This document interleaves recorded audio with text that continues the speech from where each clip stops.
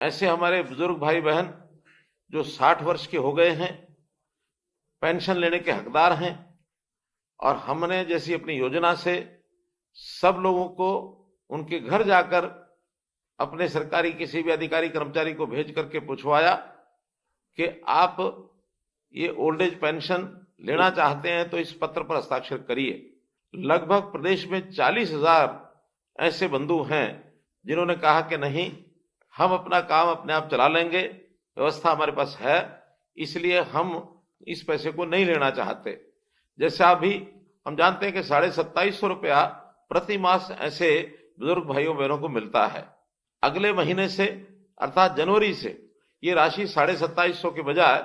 और 3,000 रुपया महीना होने वाली है।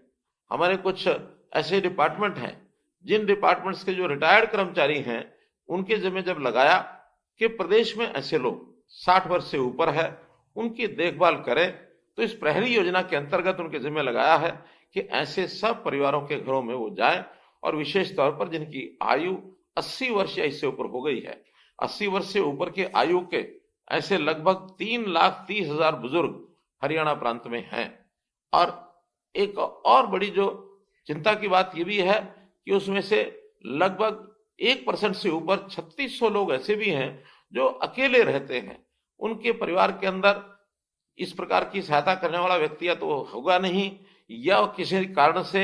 उनकी देखभाल करने में हिचकिचाते होंगे, वो अकेले रहते हैं। अकेले रहने में कितनी असुविधा होती होगी, हमने भी ये विचार करके और ऐसे 3,600 लोगों के लिए एक व्यवस्था बनाई है। सेवा आश्रम इस नाते से बनाया जाए तो वरिष्ठ नागरिक सेवा आश्रम, इस योजना को बनाने का हमने आह्वान किया है। अपने सरकार की ओर से इस काम को शुरू भी कर दिया गया है। रेवाड़ी में एक ऐसा आश्रम खोला जा चुका है, करनाल में निर्माणाधीन है, और अन्य 14 जिलों में इसके लिए भूमि भी और ले ली गई है। आज मुझे एक और मन में जो विचार आता है आपके सामने रखता हूं कि जैसे 40,000 लोग आप लोगों ने इस पेंशन का त्याग किया है, 3,000 रुपया जैसा अगले महीने से शुरू हो जाएगी, अगर हिसाब लगाते हैं तो प्रति मास 12 करोड़ रुपया ये बनता है, साल में लगभग 100 करोड़ रुपया बनता है। तो मैंने एक योजना अपने मन में सोची है जिसकी घोषणा करता हूं कि हम ये इस वर्ष का 100 करोड़ रुपया,